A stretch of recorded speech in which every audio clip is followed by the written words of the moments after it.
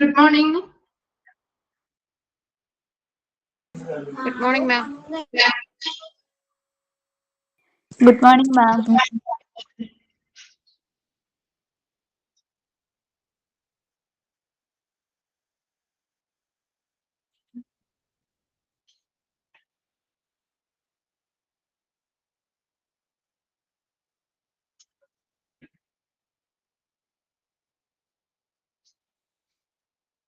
Okay, ഇപ്പൊ നമ്മൾ കഴിഞ്ഞ ക്ലാസ്സില് marketing management in hospital start ചെയ്തിരുന്നു അല്ലേ? വായിച്ചു നോക്കിയോ? നോക്കി മിസ്സേ.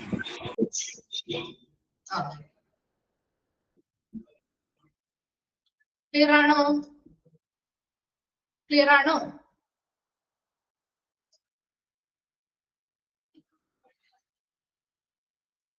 പ്രൊമോഷൻ വരെയാണ് നമ്മൾ എടുത്തു നിർത്തിയത് അല്ലേ?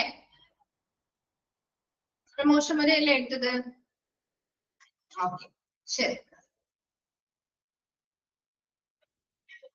അപ്പൊ നമ്മൾ നെക്സ്റ്റ് ഭാഗത്തേക്ക് പോവാണേ. Next, how to market a hospital. ഒരു ഹോസ്പിറ്റലിൽ നമുക്ക് എങ്ങനെ മാർക്കറ്റിംഗ് ചെയ്യാം, അതുമായി ബന്ധപ്പെട്ട കുറച്ച് കാര്യങ്ങൾ പറഞ്ഞിട്ട് നമ്മൾ അതിലെ പ്രധാനപ്പെട്ട കുറച്ച് ടെക്നിക്കുകളെ കുറിച്ച് പഠിക്കാം കേട്ടോ. എളുപ്പമുള്ള ഭാഗമാണ്.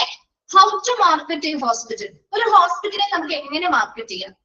Health care. അപ്പൊ അവിടെ നമ്മുടെ ഹോസ്പിറ്റലുമായി ബന്ധപ്പെട്ടെന്ന് പറയുമ്പോൾ ഒരു ഹെൽത്ത് കെയർ മാർക്കറ്റിംഗ് ആണ് അല്ലെ? ആരോഗ്യ പരിചരണ മേഖലയുമായി ബന്ധപ്പെട്ട മാർക്കറ്റിംഗ് ആണ്. Health care marketing is a process of strategic outreach and communication designed to attract healthcare consumers, guide them through their healthcare journey, and keep them engaged with the health system. എന്താ ഒരു health care marketing എന്ന് പറയുമ്പോൾ ഇത് എന്ത് പ്രക്രിയയാണെന്ന് പറഞ്ഞാൽ it's A process of strategic outreach and communication. എന്താ ശരിയായ രീതിയിലുള്ള ആശയവിനിമയവും അതുപോലെ തന്നെ പല പല സ്ട്രാറ്റജീസ് അല്ലെങ്കിൽ തന്ത്രപരമായിട്ടുള്ള ഒരു വ്യാപനവുമാണ്. എന്തിനു വേണ്ടിയിട്ടായിരിക്കും? ഒരു ഹോസ്പിറ്റൽ അല്ലെങ്കിൽ ഒരു ഹോസ്പിറ്റൽ എടുത്ത് അവിടുത്തെ മാർക്കറ്റിംഗ് എന്ന് പറയുമ്പോൾ ആ ഹോസ്പിറ്റലിൽ ചെയ്യുന്ന കുറേയധികം സേവനങ്ങളുണ്ട് അല്ലെ? അവര് പേഷ്യൻസിന് കൊടുക്കുന്ന കുറെ സർവീസുകളുണ്ട്. ആ സർവീസുകളും അവർ ചെയ്യുന്ന മറ്റ് പ്രവർത്തനങ്ങളെയൊക്കെ എന്ത് ചെയ്യുന്നു? വ്യാപിപ്പിക്കുന്നു അല്ലെ? നല്ല കമ്മ്യൂണിക്കേഷനിലൂടെ ആളുകളിലേക്ക് എന്ത് ചെയ്യുന്നു? അറിയിക്കുന്നതിന് വേണ്ടിയിട്ടുള്ളൊരു തന്ത്രപരമായ ഒരു പ്രക്രിയയാണ് ഹെൽത്ത് കെയർ മാർക്കറ്റിംഗ് എന്ന് പറയുന്നത്. ഇത്തരത്തില് ആളുകളിലേക്ക് ഇത് അറിയിക്കുന്നതിന് വേണ്ടിയാ. എന്തിനു വേണ്ടിയാ? മെയിൻ ലക്ഷ്യം എന്തായിരിക്കും? ആളുകളിലേക്ക് ഇത്തരം സർവീസുകൾ ഈ സ്ഥാപനത്തിൽ ചെയ്യുന്നുണ്ട്, ഇതുപോലെയുള്ള പ്രവർത്തനങ്ങൾ ചെയ്യുന്നുണ്ട് എന്ന് അറിയിക്കുന്നത് എന്തിനു വേണ്ടിയിട്ടാ? അതാണ് റിപ്ലൈ ഇല്ലാത്ത. എന്തിനു വേണ്ടിയിട്ടാ? ആ ഹെൽത്ത് കെയർ കസ്റ്റമേഴ്സിനെ ഇവിടേക്ക് അട്രാക്ട് ചെയ്യാൻ വേണ്ടിയിട്ടാണ് അല്ലേ? ആണോ? ഈ ഹോസ്പിറ്റലിലേക്ക് അവരെ ആകർഷിക്കാൻ വേണ്ടിയിട്ടല്ലേ ഇതൊക്കെ ചെയ്യുന്നത്, അല്ലാതെ വെറുതെ ചെയ്യുന്നതല്ലല്ലോ. അല്ല അല്ലെ? ഇവരെ ആകർഷിക്കുക, അതായത് ആരോഗ്യ പരിചരണവുമായി ബന്ധപ്പെട്ട കൺസ്യൂമേഴ്സ് എന്ന് പറഞ്ഞാൽ ആരാ? പേഷ്യൻസ് തന്നെയാണ്. അത്തരം നമ്മുടെ കമ്മ്യൂണിറ്റിയിൽ നിന്ന് ആളുകളെ എന്ത് ചെയ്യാം? പുതിയ പേഷ്യൻസിനെ നമ്മുടെ ഈ ഹോസ്പിറ്റലിലേക്ക് ആകർഷിച്ചു കൊണ്ടുവരാൻ വേണ്ടിയിട്ടാണ് ചെയ്യുന്നത് അല്ലെ? അതുപോലെ തന്നെ guide them through there health care journey.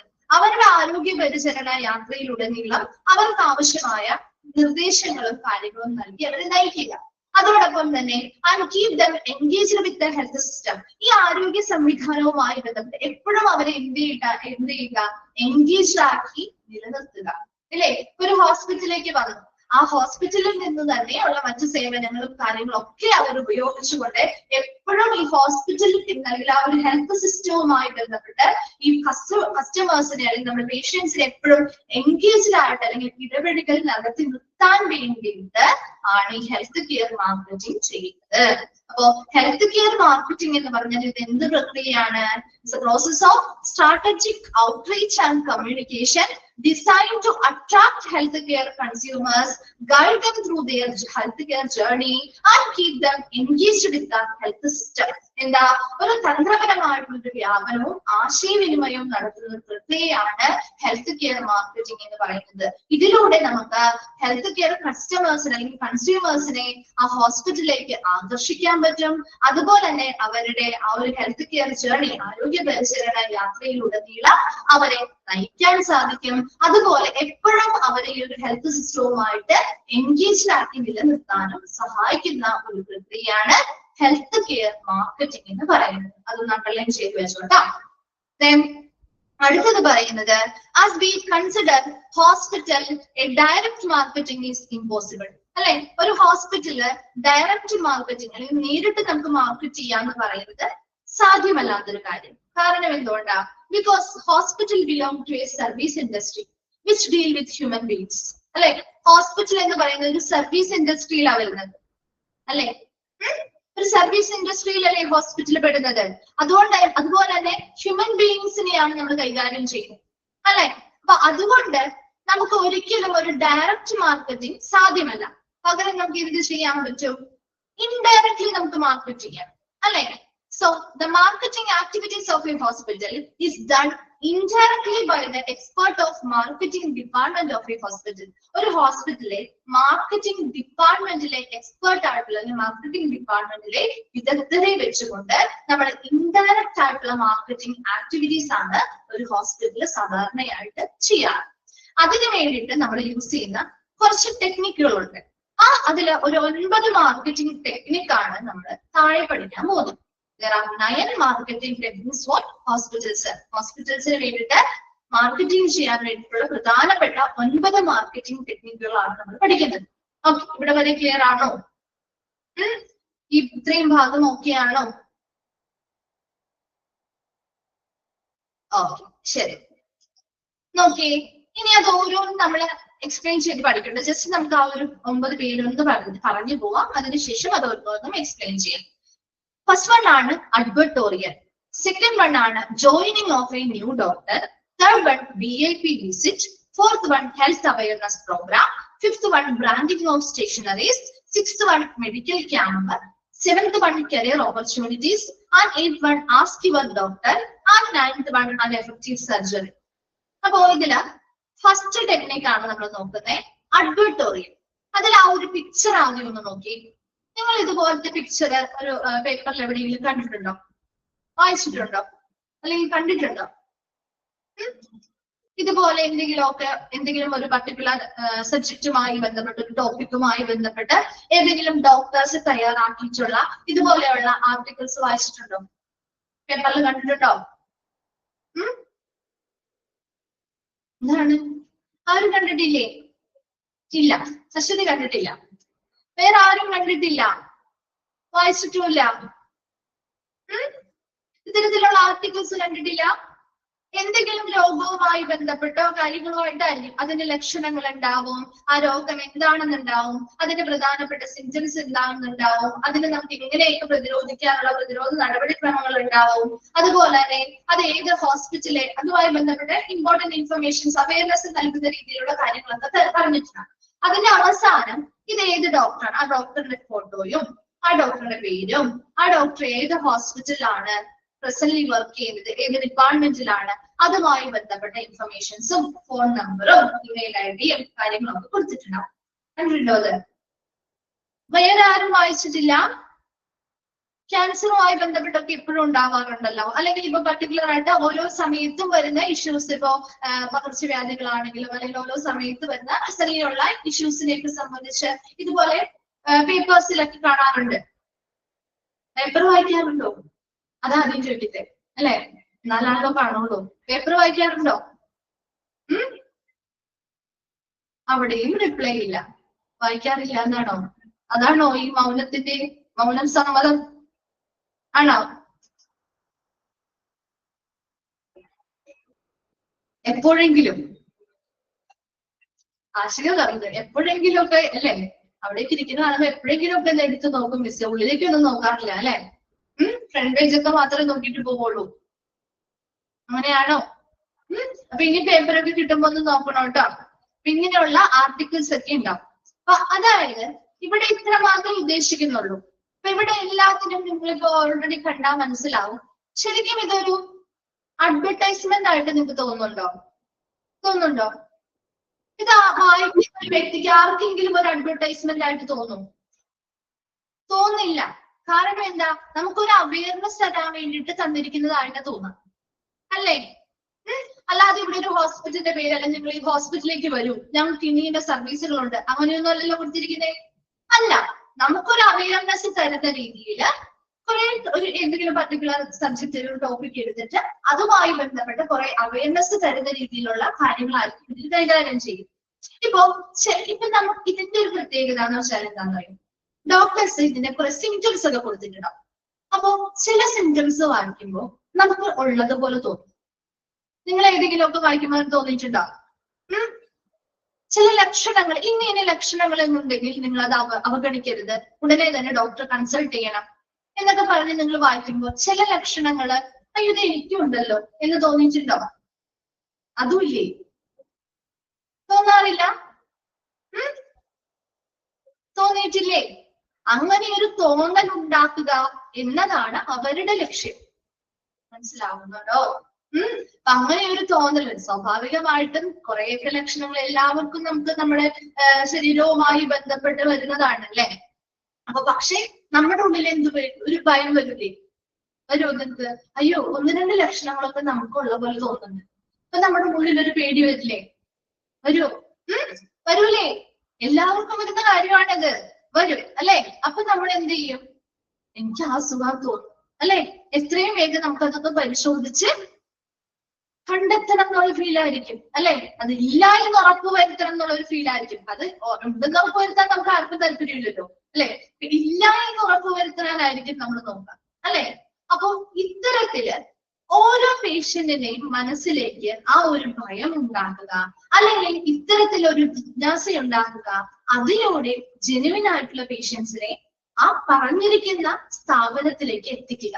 ഇവിടെ ഒരിക്കലും ആ ഒരു ഡോക്ടർ ആ ഒരു ഹോസ്പിറ്റലിനെ പുകഴ്ത്തിയോ ഇല്ല അവരുടെ സർവീസുകളെ അല്ല ഏറ്റവും കൂടുതൽ പറയാം. മറ്റെന്തായിരിക്കും പറയാ?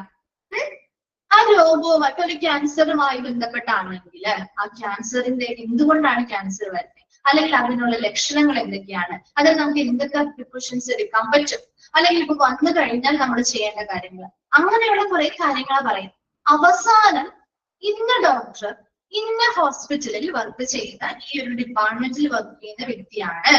അപ്പൊ അതിന് ലാസ്റ്റ് ഡോക്ടർ പറയും നിങ്ങൾക്ക് അതുമായി ബന്ധപ്പെട്ട മറ്റെന്തെങ്കിലും പ്രൊസീജിയേഴ്സോ കാര്യങ്ങളോ ചെയ്യണം, അല്ലെങ്കിൽ കൂടുതൽ ഇൻഫർമേഷൻസ് അറിയണമെങ്കിൽ ഈ നമ്പറിൽ അപ്പോയിന്റ്മെന്റുകൾ എടുത്ത് വരാവുന്നതാണ് എന്നൊക്കെ പറഞ്ഞ് കൊടുത്തിട്ടുണ്ടാവും.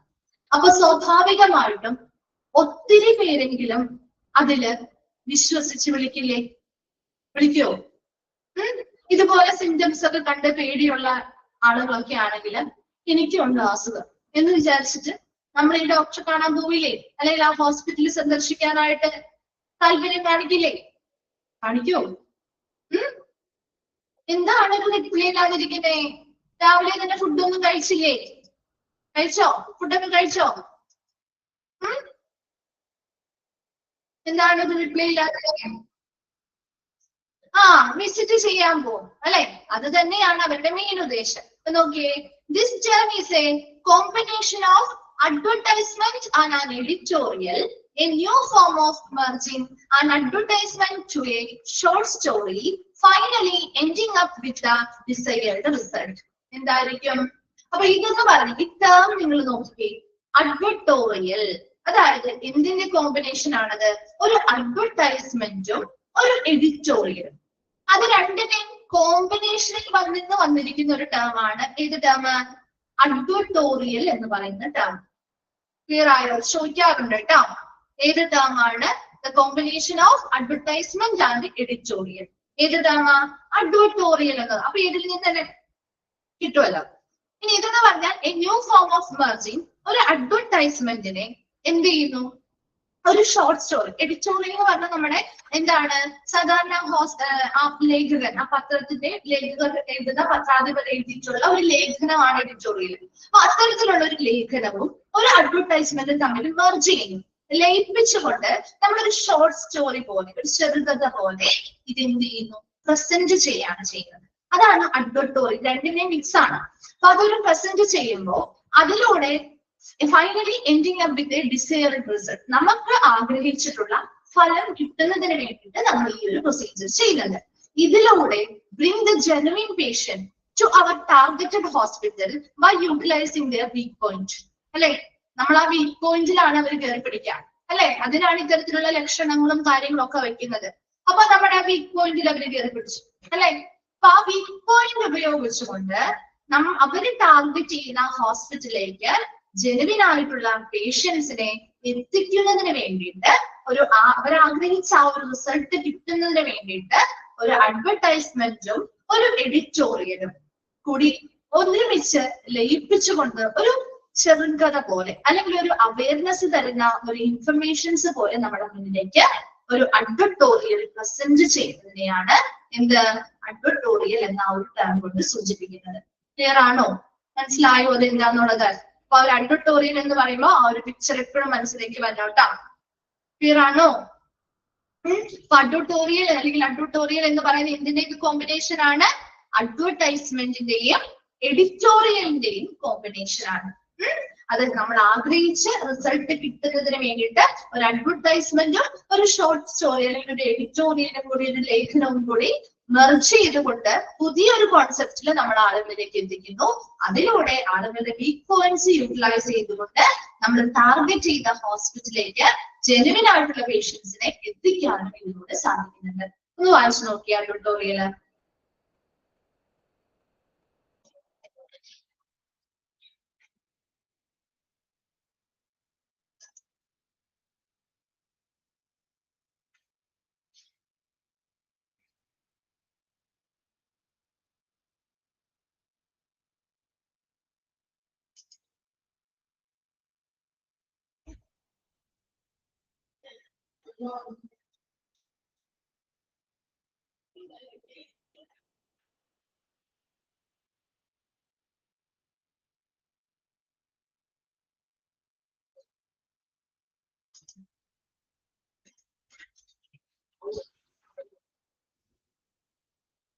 വായിച്ച് ചെയ്യുമ്പോൾ ഒന്ന് റിപ്ലൈ ചെയ്യണേ.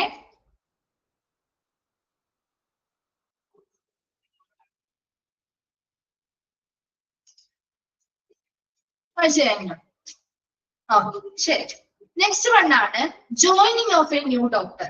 ഒരു പുതിയ ഡോക്ടർ ജോയിൻ ചെയ്യുന്നു ഒരു ഹോസ്പിറ്റലിൽ. കണ്ടിട്ടുണ്ടോ? ഒരു പുതിയ ഡോക്ടർ ജോയിൻ ചെയ്താൽ അതുമായി ബന്ധപ്പെട്ട അഡ്വർടൈസ്മെന്റ്സ് കണ്ടിട്ടുണ്ടോ നിങ്ങൾ? കണ്ടിട്ടുണ്ടോ? ഒരു ഹോസ്പിറ്റലിന്റെ ഫ്രണ്ടിൽ തന്നെ ഉണ്ടാവും ഒരു വലിയ ഫ്ലക്സ്, അല്ലെ? ഉണ്ടാവില്ലേ? ഇന്ന ദിവസം മുതൽ ആ ഡോക്ടർ ഭയങ്കരമായിട്ട് ഹൈലൈറ്റ് ചെയ്യുന്ന രീതിയിലായിരിക്കും എല്ലാ കാര്യങ്ങളും കാണിച്ചിരിക്കുക, അല്ലെ? കണ്ടിട്ടില്ലേ? ഭയങ്കരമായിട്ട് ഹൈലൈറ്റ് ചെയ്യുന്ന രീതിയിൽ ആ ഡോക്ടർ വലിയ ഒരാളാണ്, നല്ല എഡ്യൂക്കേഷൻസും ക്വാളിഫിക്കേഷൻസും എക്സ്പീരിയൻസ് ഉള്ള ആളാണ്, ഇന്ന ഡിഗ്രീസും ഡിപ്ലോമാസും കൈകാര്യം ചെയ്ത് അല്ലെങ്കിൽ അവർക്ക് അറ്റൻഡ് ചെയ്തിട്ടുണ്ട്, നേടിയെടുത്തിട്ടുള്ള ഒരു ഡോക്ടറാണ് എന്നൊക്കെ പറഞ്ഞിട്ട് വലിയ രീതിയിൽ അദ്ദേഹത്തെ ഒരു എസ്റ്റാബ്ലിഷ്മെന്റ് കൊടുക്കാൻ വലിയ രീതിയിൽ തന്നെ ഒരു ഹൈലൈറ്റ് ചെയ്ത് കൊടുക്കുന്ന രീതിയിലായിരിക്കും ഫ്ലെക്സും കാര്യങ്ങളൊക്കെ സെറ്റ് ചെയ്യാം. കണ്ടിട്ടുണ്ടാവുമല്ലോ അത്. ഇന്ന ഡോക്ടർ, അതുപോലെ തന്നെ ആ ഡോക്ടറുടെ പേരും പദവികളും അവരുടെ ക്വാളിഫിക്കേഷൻസും കാര്യങ്ങളും ഒക്കെ പറഞ്ഞിട്ട് ഇത്രാദി മുതൽ ഈ ഒരു ഹോസ്പിറ്റൽ ഇന്ന സമയം മുതൽ പ്രവർത്തിക്കണം ആരംഭിക്കുന്നതാണ് എന്ന് പറഞ്ഞിട്ട് കൊടുത്തിട്ടുണ്ടാവില്ലേ? അപ്പൊ അങ്ങനെ ഒരു പുതിയ ഡോക്ടർ ഒരു ഹോസ്പിറ്റലിൽ ജോയിൻ ചെയ്യാണ്. നോക്കിയേ, joining of A doctor and medical professionals in any discipline can be highlighted irrespective of their qualification, experience or specialty. ആ ഡോക്ടറുടെ ക്വാളിഫിക്കേഷനോ എക്സ്പീരിയൻസോ സ്പെഷ്യാലിറ്റി ഒന്നുമില്ലെങ്കിൽ അല്ലെങ്കിൽ അതിനെയൊക്കെ മറികടന്നുകൊണ്ട് അദ്ദേഹത്തെ വലിയ രീതിയിൽ ഹൈലൈറ്റ് ചെയ്യുന്ന, അദ്ദേഹത്തിൽ നല്ല രീതിയിൽ തന്നെ ഉയർന്ന യോഗ്യതയുള്ളവരാണ് എന്നൊരു സൂചിപ്പിക്കുന്ന രീതിയിൽ ഒരു പരസ്യ രൂപത്തിലായിട്ടാണ് നമ്മൾ ഇത് ചെയ്യുക. അപ്പൊ അതിനു വേണ്ടിയിട്ട് അദ്ദേഹത്തെ ഉയർന്ന യോഗ്യതയുള്ള ഒരു വ്യക്തിയാണ് എന്ന രീതിയിൽ അദ്ദേഹത്തെ എന്ത് ചെയ്യുന്നു? വളരെ നല്ല രീതിയിൽ ഹൈലൈറ്റ് ചെയ്ത് കാണിക്കുന്നു. And it may be in the form of an advertisement mentioning that they are highly qualified. എന്താണ്? എപ്പോഴും മുതൽ അഡ്വർടൈസ്മെന്റിന്റെ രൂപത്തിൽ തന്നെയാണ് നമ്മൾ കാണുന്നത്, ഒരു പരസ്യം ചെയ്യുന്ന രൂപത്തിലാണ്. അദ്ദേഹത്തിന്റെ ക്വാളിഫിക്കേഷൻസ് അല്ലെങ്കിൽ യോഗ്യതകള് നല്ല രീതിയിലുള്ള ഉയർന്ന യോഗ്യതയുള്ള ഒരു വ്യക്തിയാണെന്ന് സൂചിപ്പിക്കുന്ന രീതിയിൽ അല്ലെങ്കിൽ പരാമർശിക്കുന്ന രീതിയിലായിരിക്കും അത് ആ ഒരു പരസ്യത്തിന്റെ രൂപം തയ്യാറാക്കി വരുന്നത്. അപ്പൊ അതൊരു പരസ്യമായിട്ട് തോന്നാത്ത രീതിയിൽ അദ്ദേഹത്തെ ഹൈലൈറ്റ് ചെയ്യുന്ന രീതിയിൽ അദ്ദേഹത്തിന്റെ ക്വാളിഫിക്കേഷൻസ് ഇത്രത്തോളം ഉണ്ട് എന്ന് സൂചിപ്പിക്കുന്ന രീതിയിൽ നമ്മൾ ആ ഒരു പരസ്യത്തെ എന്ത് ചെയ്യുന്നു, മോഡിഫൈ ചെയ്ത് കൊണ്ടുവന്ന് അതിലൂടെയും ഒരുപാട് പേഷ്യൻസിനെ ആകർഷിച്ച് കൊണ്ടുവരാനായിട്ട് ശ്രമിക്കുന്നതാണ് joining of A new doctor. ഒന്ന് വായിച്ചു നോക്കിയത്.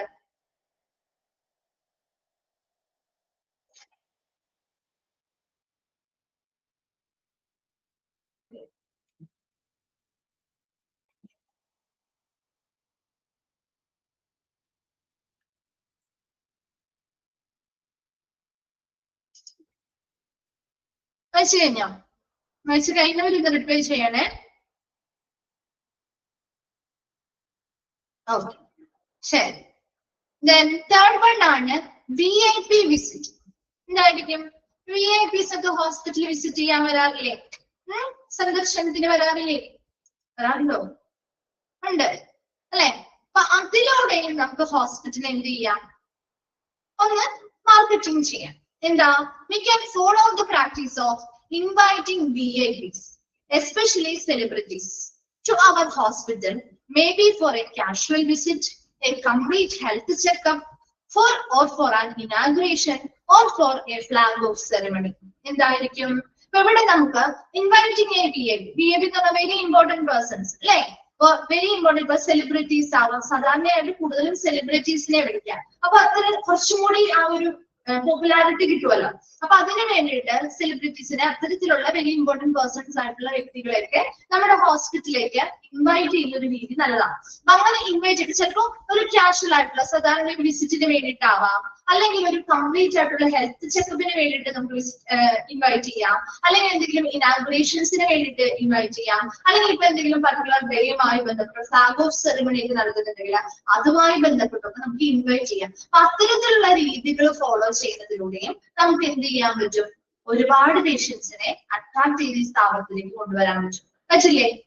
നല്ല ഫേമസ് ആയിട്ടുള്ള ആളുകളാണെങ്കിൽ അതിലൂടെ തന്നെ ഈ ഹോസ്പിറ്റലിലെ ആ ഒരു മാർക്കറ്റിംഗ് നടക്കുന്നില്ലേ? നടക്കുവോ?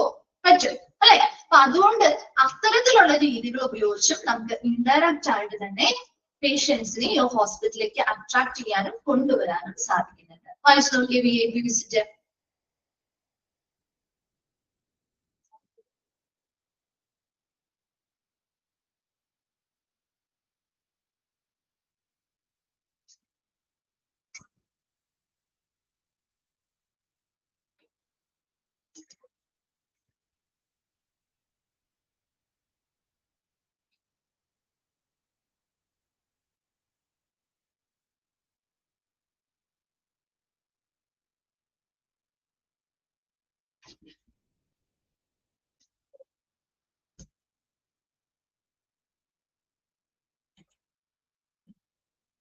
വായിച്ചു കഴിഞ്ഞവർ റിപ്ലൈ ചെയ്യാം കേട്ടോ. അപ്പോഴും മിസ്സിന് മനസ്സിലാവുന്നത് കംപ്ലീറ്റ് ആയെന്നുള്ളത്.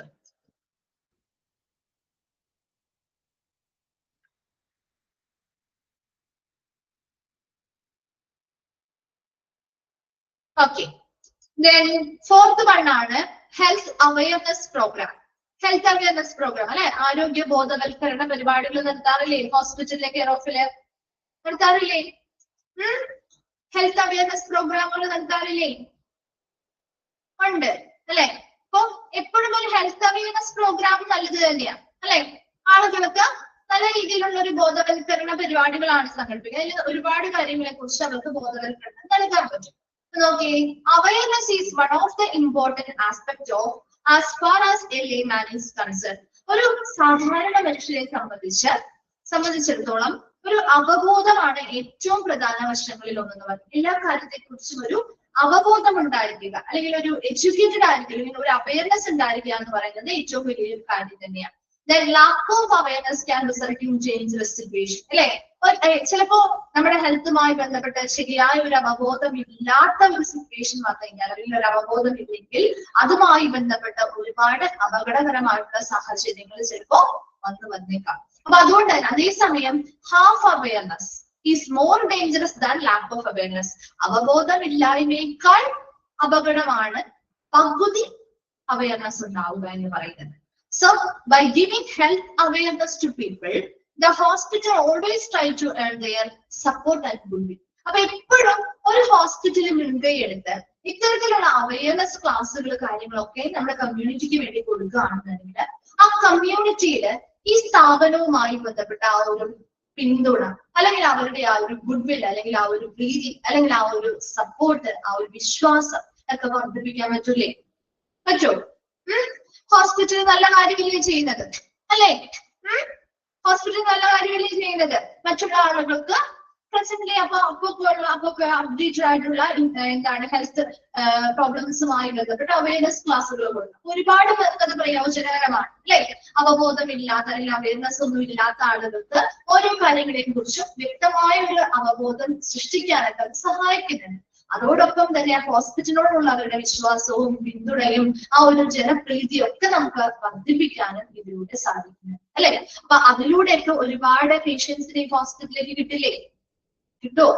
സ്വാഭാവികമായിട്ടും അവരുടെ ഉള്ളിൽ ആ ഒരു വിശ്വാസവും സപ്പോർട്ടും ഒക്കെ വന്നു കഴിഞ്ഞാൽ ഓട്ടോമാറ്റിക്കലി അവർ എന്ത് ഹെൽത്ത് റിലേറ്റഡ് ആയിട്ടുള്ള കാര്യം വന്നാലും ഈ ഹോസ്പിറ്റലിൽ സമീപിക്കാനായിട്ട് ശ്രമിക്കില്ലേ? ശ്രമിക്കോ? അപ്പൊ അതിലൂടെയും എന്ത് ചെയ്യാം? അവരുടെ ഇൻഡയറക്റ്റ് ആയിട്ടുള്ള മാർക്കറ്റിംഗ് തന്നെയാണ് ഉള്ളത്. അതിലൂടെയും നമുക്ക് പേഷ്യൻസിനെ ഹോസ്പിറ്റലിലേക്ക് എന്ത് ചെയ്യാൻ പറ്റും? ആകർഷിച്ച് കൊണ്ടുവരാനായിട്ട് സാധിക്കും. വായിച്ചു നോക്കിയേ ഹെൽത്ത് അവയർനെസ് പ്രോഗ്രാം.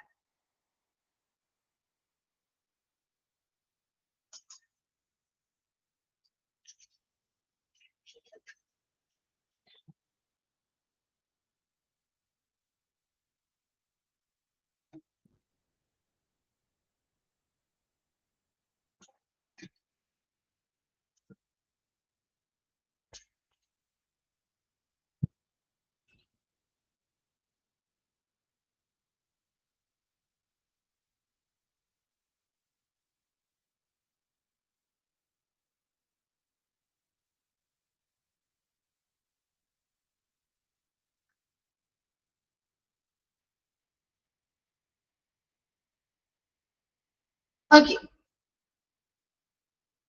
കംപ്ലീറ്റ് ആയോ? നെക്സ്റ്റ് വണ്ണിലേക്ക് പോവാലോ. നെക്സ്റ്റ് വൺ ആണ് ബ്രാൻഡിങ് ഓഫ് സ്റ്റേഷനറീസ്. നമുക്ക് ഹോസ്പിറ്റൽ ഇപ്പൊ നിങ്ങൾ കണ്ടു കാണും, ഹോസ്പിറ്റലിൽ തന്നെ ഇപ്പോ branding of school and office stationeries has been proved as an effective indirect marketing. അപ്പൊ നമുക്ക് വേണമെങ്കിൽ ഹോസ്പിറ്റൽസിന് സ്കൂളിലെയോ അല്ലെങ്കിൽ മറ്റ് ഓഫീസ് സ്റ്റേഷനറീസോ ഒക്കെ എന്ത് ചെയ്യാം? ബ്രാൻഡിങ് ചെയ്ത് കൊടുക്കാം. അപ്പൊ സ്പോൺസർഷിപ്പ് ഒക്കെ ആണെങ്കിൽ നിങ്ങൾ കണ്ടാണ് ഏതെങ്കിലും വ്യക്തികൾ സ്പോൺസർഷിപ്പിൽ നമുക്ക് എന്തെങ്കിലും കാര്യങ്ങളൊക്കെ തരാണെങ്കിൽ അവരുടെ പേരുണ്ടാവും അതിന്റെ മുകളിൽ. ശ്രദ്ധിച്ചിട്ടുണ്ടോ? ഇപ്പൊ ബാഗോ ബുക്കോ അല്ലെങ്കിൽ എന്താണ് ബാഗോ അല്ലെങ്കിൽ അതുമായി ബന്ധപ്പെട്ട എന്തെങ്കിലും സാധനങ്ങൾ എന്തെങ്കിലും എന്ത് തന്നാലും അതിന്റെ മുകളിൽ അവരുടെ ബ്രാൻഡ് നെയിം ഉണ്ടാവും.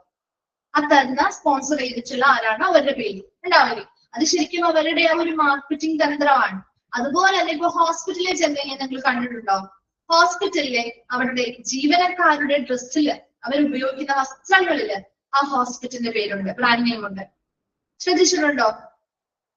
അവരുപയോഗിക്കുന്ന എല്ലാത്തിലും ഉണ്ടാവും. അവിടെ വെച്ചിട്ടുള്ള ക്ലോക്കിലുണ്ടാവും, അവിടെ അവരുപയോഗിക്കുന്ന മറ്റ് എക്യുപ്മെന്റുകളിൽ ഉണ്ടാവും, അതുപോലെ തന്നെ അവരുപയോഗിക്കുന്ന വസ്ത്രങ്ങളിൽ ഉണ്ടാവും, യൂണിഫോംസിൽ ഉണ്ടാവും, അവരുടെ ടാഗുകളിൽ ഉണ്ടാവും, അവരുടെ സ്റ്റെതസ്കോപ്പുമായി ബന്ധപ്പെട്ട് അല്ലെങ്കിൽ അവരുടെ എന്താണ് കമ്പ്യൂട്ടേഴ്സുമായി ബന്ധപ്പെട്ടോ അങ്ങനെ എല്ലാത്തിലും ഈ ഹോസ്പിറ്റലിന്റെ പേര് എല്ലായിടത്തും കാണാൻ പറ്റില്ലേ? അപ്പൊ അതിലൂടെയും നമുക്ക് മാർക്കറ്റിംഗ് ചെയ്യാം. അപ്പൊ അതുപോലെ തന്നെ ഇപ്പോ ഇത്തരത്തില് ഇപ്പോ ഹോസ്പിറ്റലിൽ ഇപ്പോ ഒരു പേഷ്യന്റ് അല്ലെങ്കിൽ ഒരു സ്റ്റാഫ് ഹോസ്പിറ്റലിൽ നിന്ന് ആ ഒരു യൂണിഫോം ഇട്ട് പുറത്തു പോകുമ്പോൾ സ്വാഭാവികമായിട്ടും അത് ആ ഹോസ്പിറ്റലിൽ വർക്ക് ചെയ്യുന്ന ആളാണ് എന്ന് ഓട്ടോമാറ്റിക്കലി അതിലൂടെ നമ്മൾ എന്ത് ചെയ്യുന്നതാണ്? ബ്രാൻഡ് ചെയ്യപ്പെടുകയാണ് അല്ലെ? അതുപോലെ തന്നെ ഇപ്പോ എന്തെങ്കിലും സ്പോൺസർഷിപ്പ് ആയിട്ടൊക്കെ കൊടുക്കുമ്പോൾ അതിൽ ഈ പേരുണ്ട് എങ്കിൽ ഈ പേര് വെച്ചാണ് കൊടുക്കുന്നതെങ്കിൽ അവിടെയും നമുക്ക് ഈ ഹോസ്പിറ്റലിന്റെ പേര് എന്ത് ചെയ്യാൻ പറ്റുന്നുണ്ട്? മാർക്കറ്റിംഗ് ചെയ്യാൻ പറ്റുന്നുണ്ട്. സോ അതാണ് ബ്രാൻഡിങ് ഓഫ് സ്റ്റേഷനറീസ് എന്ന് പറയുന്നത്. വായിച്ചു നോക്കി.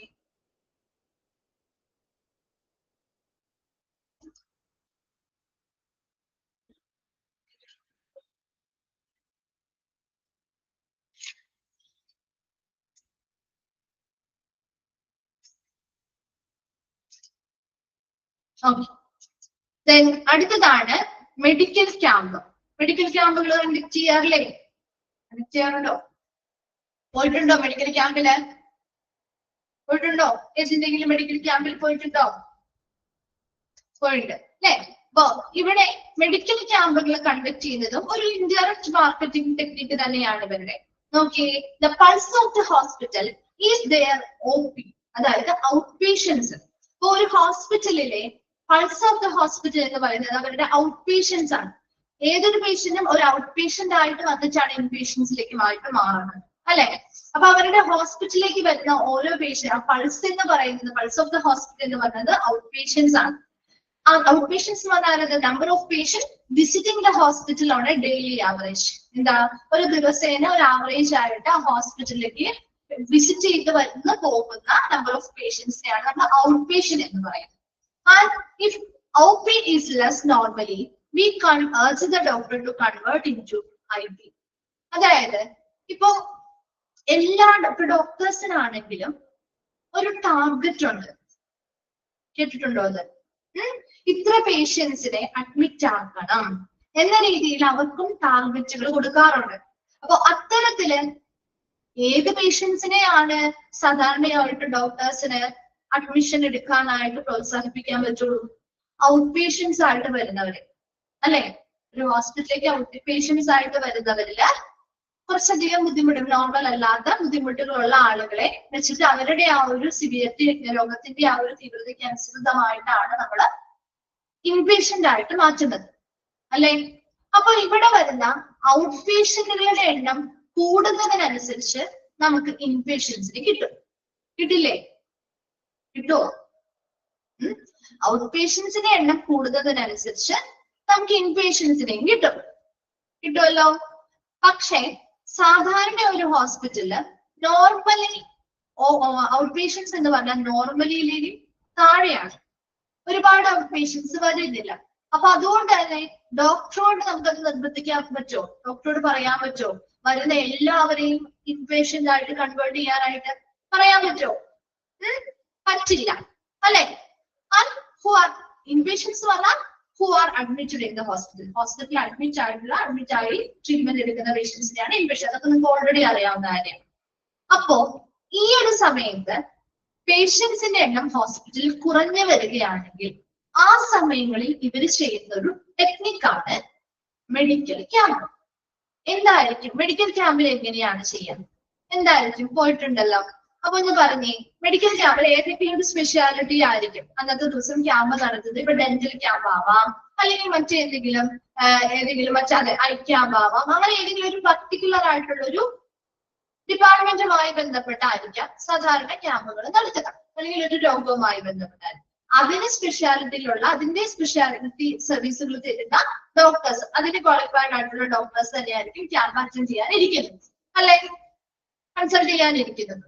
അപ്പൊ നമ്മൾ ഇപ്പോ ഐ ക്യാമ്പോ ഡെന്റൽ ക്യാമ്പോ ഒക്കെ പോയിട്ടുണ്ടെങ്കിൽ നിങ്ങൾക്കറിയാം, അതിലൊരു ഭൂരിഭാഗം പേരോടും അവരെന്താ പറയാ? ഇപ്പൊ ഒരു ഐ ക്യാമ്പിന് പോയിട്ടുണ്ടെങ്കിൽ അതിലൊരു ചെല്ലുന്ന ഒരു ഭൂരിഭാഗം പേരോട് അവർ എന്താ പറയാ? ഹോസ്പിറ്റലിലേക്ക് വരാൻ പറയില്ലേ? അറിയോ? ഹോസ്പിറ്റലിലേക്ക് റെഫർ ചെയ്യില്ലേ? ചെയ്യും, അല്ലെ? അത് ഒരു പർട്ടിക്കുലർ ഡേറ്റും പറയും, അല്ലെ? ഇന്ന ദിവസത്തിനുള്ളിൽ വരാൻ പറയും, അല്ലെ? അതിന് ബുക്ക് ചെയ്യാനുള്ള നമ്പറും കാര്യങ്ങളും ഒക്കെ തരും, ശരിയല്ലേ? എന്നിട്ട് വിളിക്കുമ്പോൾ നിങ്ങൾ പറഞ്ഞാൽ മതി, ഞങ്ങൾ ഈ ക്യാമ്പിൽ അറ്റൻഡ് ചെയ്ത ആളുകളാണ്, അല്ലെ? അപ്പൊ ഞങ്ങൾക്ക് ഇങ്ങനെ റെഫർ തന്നിട്ടുണ്ടായിരുന്നു, അപ്പൊ വരാൻ പറഞ്ഞിട്ടുണ്ടായിരുന്നു, പേരെന്തൊക്കെയാണ് വരുന്നത് എന്ന് ചോദിച്ചാല് അതിനനുസരിച്ച് നിങ്ങൾക്ക് ആ ഒരു ട്രീറ്റ്മെന്റിൽ ഡിസ്കൗണ്ടും കാര്യങ്ങളും ഉണ്ടാവും എന്നൊക്കെ പറഞ്ഞല്ലേ നമ്മളോട് വരാൻ പറയുന്നേ, അല്ലേ? ചെന്ന് കഴിയുമ്പോ നമുക്ക് ഈ ഡിസ്കൗണ്ടും കാര്യങ്ങളും ഒക്കെ കിട്ടുമോ? അതൊക്കെ കിട്ടുമൊന്നുമില്ല, അല്ലെ? അതൊക്കെ പറച്ചില് മാത്രമേ സാധാരണ ഉണ്ടാവാറുള്ളൂ. പക്ഷെ ഒരുപാട് ആളുകൾ അത് വിശ്വസിച്ച് പോവോ? ഒരുപാട് ആളുകൾ അത് വിശ്വസിച്ച് പോകും, അല്ലെ? അത് ആ പറഞ്ഞ ദിവസത്തിനുള്ളിൽ ചെല്ലുന്നില്ലെങ്കിൽ ഇത് നഷ്ടമാവുമെന്ന് വിചാരിച്ചിട്ട് ആ ദിവസത്തിനുള്ളിൽ തന്നെ പോകാനായിട്ടും ബുക്ക് ചെയ്യാനായിട്ടും ശ്രമിക്കും, അല്ലെ? അത് തന്നെയാണ് അവരുടെ വിജയം. അപ്പൊ എന്താ, പേഷ്യൻസ് കുറവുള്ള ഇടത്ത് ഒരു മെഡിക്കൽ ക്യാമ്പ് നടത്തിയോടുകൂടി ഒരുപാട് ഔട്ട് പേഷ്യൻസിനെ കിട്ടിയോ? അതിൽ ഒത്തിരി പേര് അവരെന്താക്കി മാറ്റി? ഇൻപേഷ്യന്റ് ആക്കി മാറ്റി. അത് അവരുടെ ബിസിനസ് ട്രിക്കല്ലേ, അല്ലെ? അപ്പൊ അവരവിടെയും ആ ഒരു മാർക്കറ്റിംഗ് ടെക്നിക്ക് ഡയറക്റ്റ് ആയിട്ട് നമുക്ക് മനസ്സിലാവുന്നില്ലെങ്കിൽ പോലും ഇൻഡയറക്റ്റ് ആയിട്ട് ഒരു ഔട്ട് പേഷ്യന്റിനെ ഇൻപേഷ്യന്റ് ആക്കി മാറ്റാനും ഒരു ഹോസ്പിറ്റലിലേക്ക് കൂടുതൽ പേഷ്യൻസിനെ കിട്ടാനും വേണ്ടിയിട്ട് അവരൊരു മാർക്കറ്റിംഗ് ടെക്നിക്കായിട്ട് മെഡിക്കൽ ക്യാമ്പുകൾ ഉപയോഗിക്കുന്നുണ്ട്. വായിച്ചു നോക്കിയത്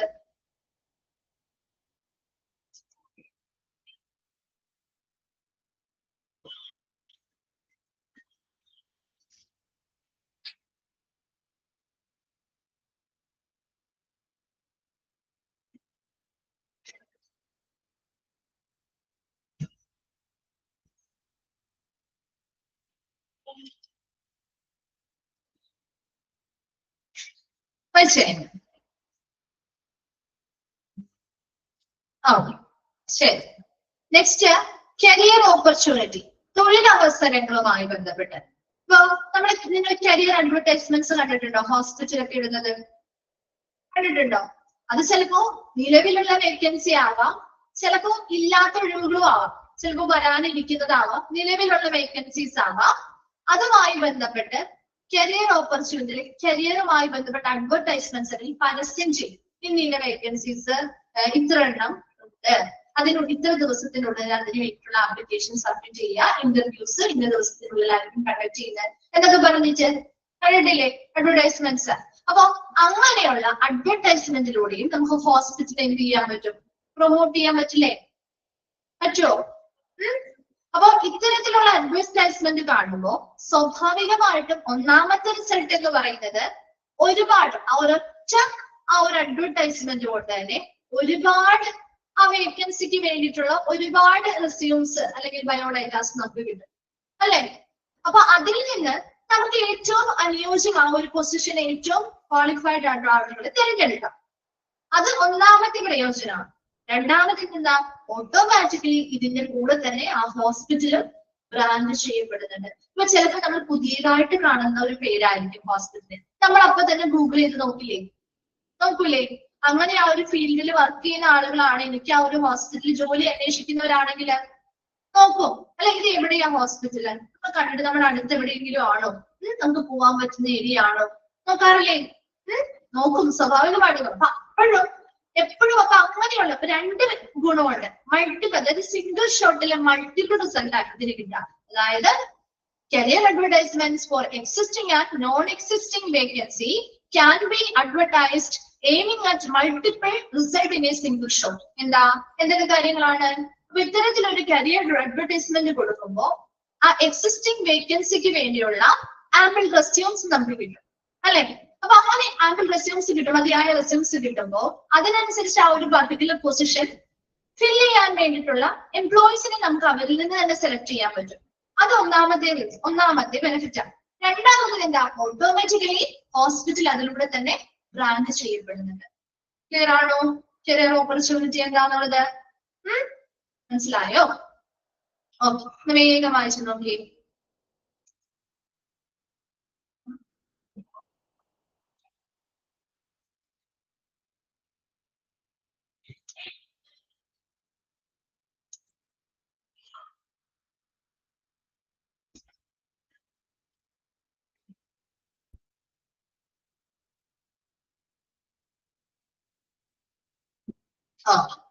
ശരി. നെക്സ്റ്റ് വൺ ആണ് ആസ്ക് യുവർ ഡോട്ടർ പ്രോഗ്രാം. കേട്ടിട്ടുണ്ടോ ഇത്? അല്ലെങ്കിൽ കണ്ടിട്ടുണ്ടോ?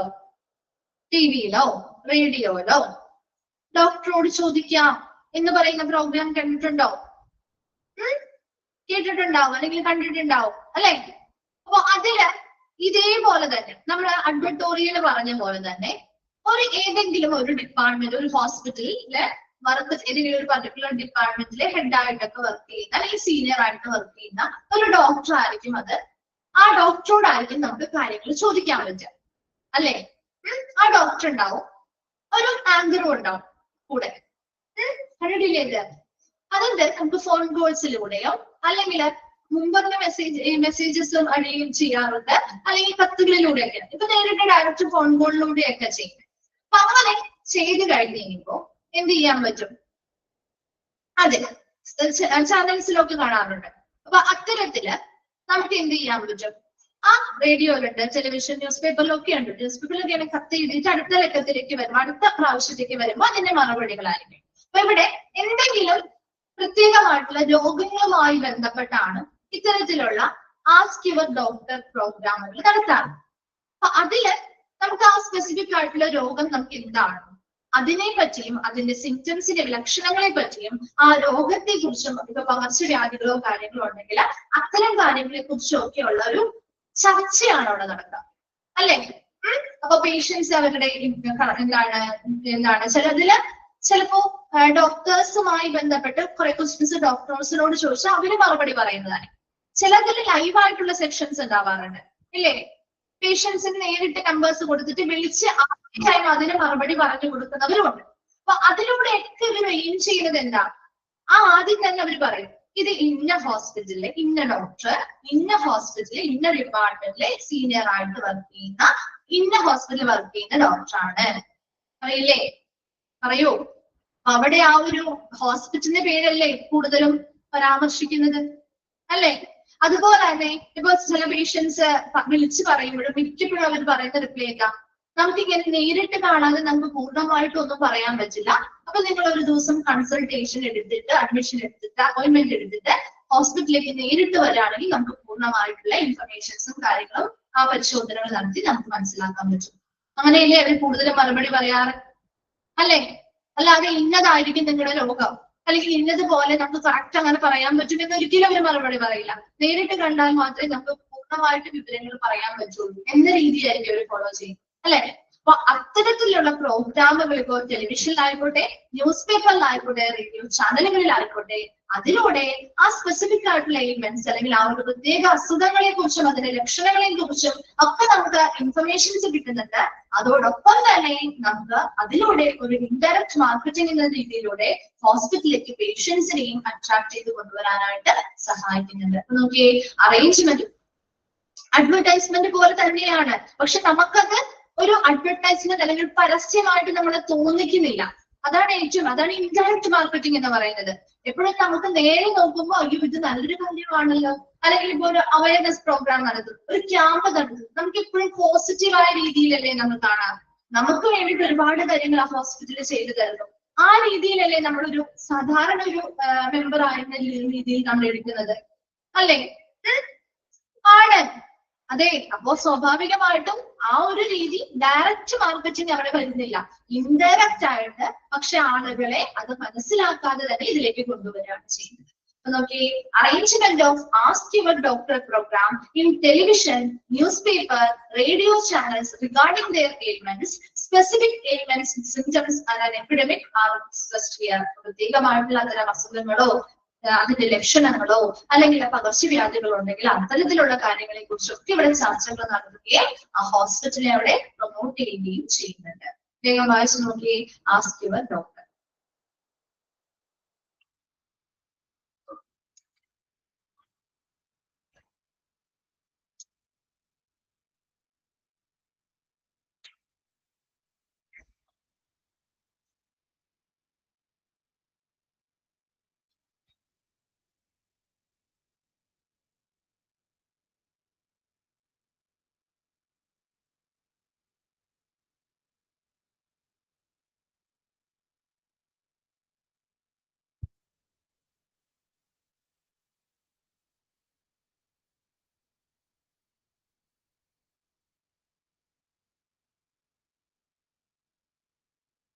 വായിച്ചോ?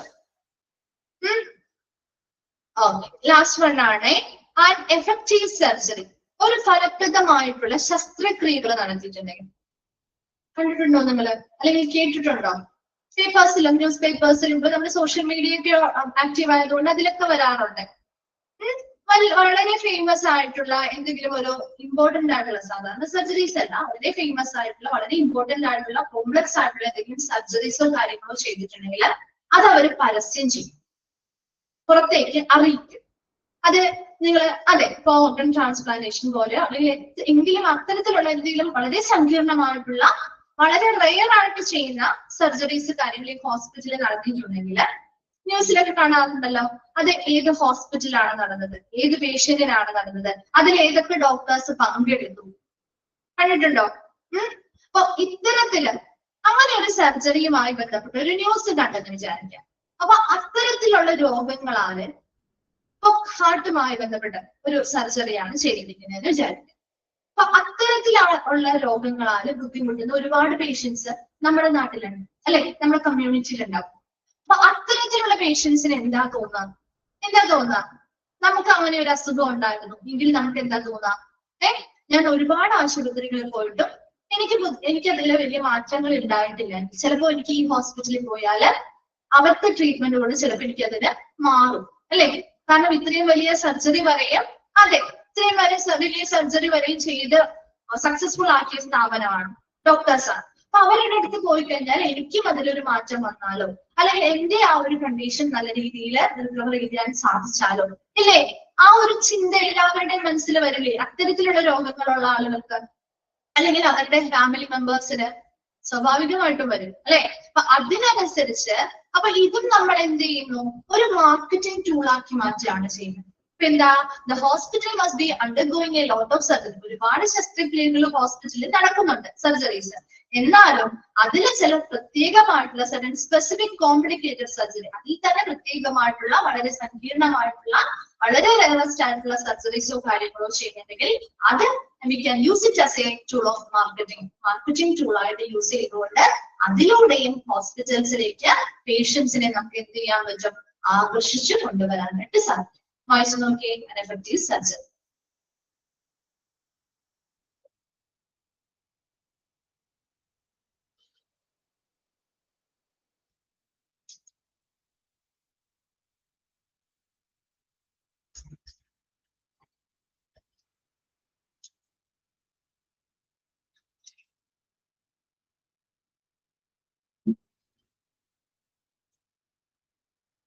Okay.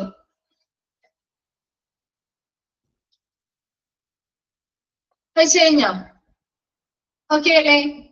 അപ്പൊ നമ്മള് 9 മാർക്കറ്റിംഗ് ടെക്നിക്സ് ഇൻ ഹോസ്പിറ്റൽസ് ആണ് പറഞ്ഞുകൊണ്ടിരുന്നേ. ആ 9 ടെക്നിക്സ് കംപ്ലീറ്റ് ആണ് കേട്ടോ. നമ്മുടെ ഈ ചാപ്റ്റർ കംപ്ലീറ്റ് ആയി. ഓക്കെ ആണോ? ഇവിടെ വരെ ക്ലിയർ ആണോ? ഈ ഒരു ചാപ്റ്ററില് വളരെ സിമ്പിൾ ആയിട്ടുള്ള ഒരു ചാപ്റ്റർ ആണ്, വളരെ ചെറിയൊരു ചാപ്റ്റർ ആണ്. Marketing management in hospital. Marketing എന്താണെന്ന് പറഞ്ഞു, മാർക്കറ്റിംഗ് മാനേജ്മെന്റ് എന്താണെന്ന് പറഞ്ഞു നമ്മള്. അതോടൊപ്പം തന്നെ മാർക്കറ്റിംഗ് മിക്സ്, അതിൽ 4 P's ഓഫ് മാർക്കറ്റിംഗ് ഏതൊക്കെയാണ് അല്ലെ, അതെല്ലാം വിശദമായിട്ട് നമ്മൾ പറഞ്ഞിട്ടുണ്ട്. എന്നാൽ വളരെ ബ്രീഫ് ആയിട്ടുമാണ് പഠിച്ചിരിക്കുന്നത്. അതിനുശേഷം ഹെൽത്ത് കെയർ മാർക്കറ്റിംഗുമായി ബന്ധപ്പെട്ട ഒരു 9 മാർക്കറ്റിംഗ് ടെക്നിക്സ് പഠിച്ചിട്ടുണ്ട്. അതിന്റെ പേരുകളും അതെന്താണെന്നും പഠിച്ചു. ക്ലിയർ അല്ലേ? ഓക്കെ ആണോ? ഒരു ചാപ്റ്റർ നമ്മൾ കംപ്ലീറ്റ് ചെയ്തു. ഓക്കെ, ഇനി നെക്സ്റ്റ് മിസ് എടുക്കാൻ പോകുന്ന ചാപ്റ്റർ ആണ്, ലാസ്റ്റ് ചാപ്റ്റർ ആണ് അക്രഡിറ്റേഷൻ. 5th മോഡ്യൂളിലെ ലാസ്റ്റ് ചാപ്റ്റർ.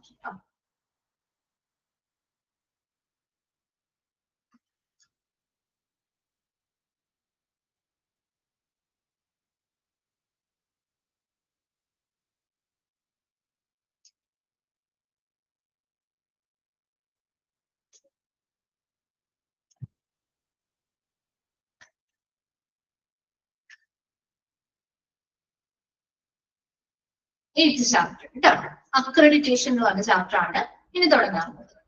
അക്രഡിറ്റേഷൻ ഓൾറെഡി നിങ്ങൾ ഡിപ്ലോമയിൽ പഠിച്ചിട്ടുണ്ട്, പഠിച്ചിട്ടില്ലേ?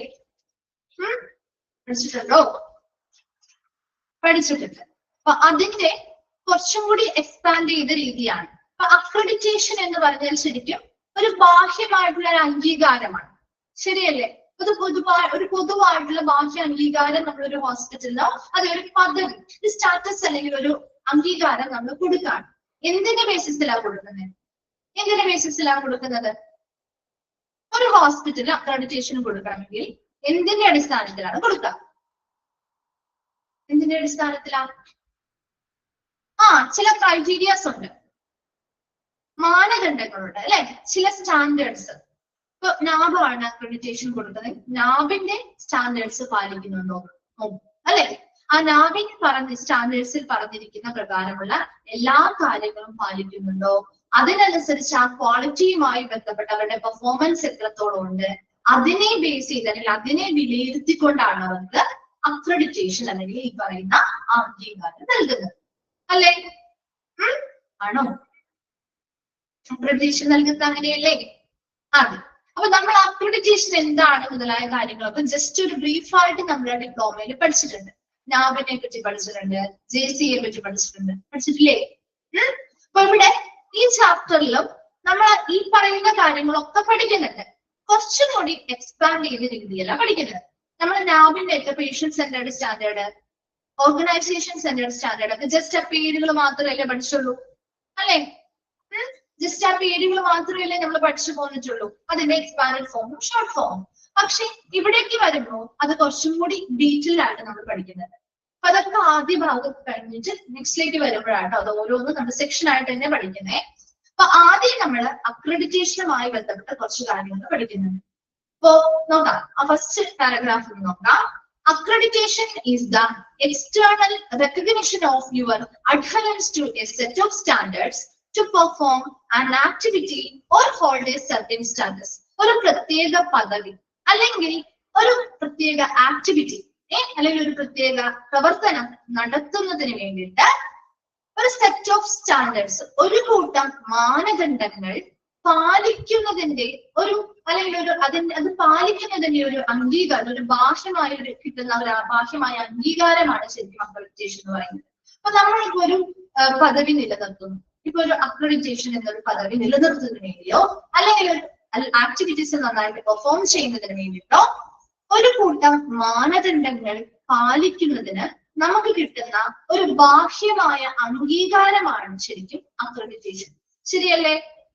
നമുക്ക് കിട്ടുന്ന ഒരു അംഗീകാരമാണ് അക്രഡിറ്റേഷൻ, അല്ലെ? ഒരു കൂട്ടം മാനദണ്ഡങ്ങൾ നമ്മൾ പാലിച്ചു എന്നതിന് നമുക്ക് പുറമേ നിന്ന് ബാഹ്യമായി കിട്ടുന്ന ഒരു അംഗീകാരമല്ലേ അക്രഡിറ്റേഷൻ? ആണോ? ഒരു എക്സ്റ്റേണൽ റെക്കഗ്നിഷൻ അല്ലേ? എന്താണ് ഒരു റിപ്ലൈ ഇല്ലാതെ? അതെ, normally accreditations held by educational institution or organization. സാധാരണയായിട്ട് എഡ്യൂക്കേഷൻ ഇൻസ്റ്റിറ്റ്യൂഷൻസ് അക്രഡിറ്റേഷൻ നടത്താറുണ്ട്. അതുപോലെ തന്നെ ഇതുപോലെയുള്ള ഓർഗനൈസേഷൻസ്, പല പല സംഘടനകളും അക്രഡിറ്റേഷൻ നടത്താറുണ്ട്. However, schemes exist in a variety of industries. So ഓരോ ഇൻഡസ്ട്രിക്ക് അനുസരിച്ച് പല പല സ്കീമുകളിലായിട്ടുള്ള അക്രഡിറ്റേഷൻസ് ആണ്, പല അക്രഡിറ്റേഷൻ ബോഡീസുമാണ് കൊടുക്കുന്നത്. ഇപ്പൊ എഡ്യൂക്കേഷൻ ഇൻസ്റ്റിറ്റ്യൂഷനിലെ പോലെ ആയിരിക്കില്ല ഹോസ്പിറ്റലുമായി ബന്ധപ്പെട്ട് അവിടുത്തെ മാനദണ്ഡങ്ങളിൽ വ്യത്യാസങ്ങൾ ഉണ്ടാവും, അക്രഡിറ്റേഷൻ ബോഡീസിൽ വ്യത്യാസം ഉണ്ടാവും, അവര് കൊടുക്കുന്ന സ്കീമിലും വ്യത്യാസം ഉണ്ടാവും. ഉണ്ടാവില്ലേ? എല്ലാം ഒരുപോലെയാണോ നമ്മൾ വിലയിരുത്തുക? അല്ല, അല്ലെ? അതിന്റേതായ സെപ്പറേറ്റ് സ്റ്റാൻഡേർഡ്സും സ്കീംസും ഒക്കെ ആയിരിക്കും നിലവിലുണ്ടാവുക. It can show that an organization subscribe to certain quality standards or adheres to a voluntary self-regulatory code. അപ്പൊ ഇതിലൂടെ ഒരു അക്രഡിറ്റഡ് ആയിട്ടുള്ള സ്ഥാപനമാണെങ്കിൽ അത് എന്തിനെയാണ് സൂചിപ്പിക്കുന്നത്? അവരൊരു സർട്ടൻ ക്വാളിറ്റി സ്റ്റാൻഡേർഡ്സ് കീപ്പ് ചെയ്യുന്നുണ്ടെന്നുള്ളതാണ്. ശരിയല്ലേ?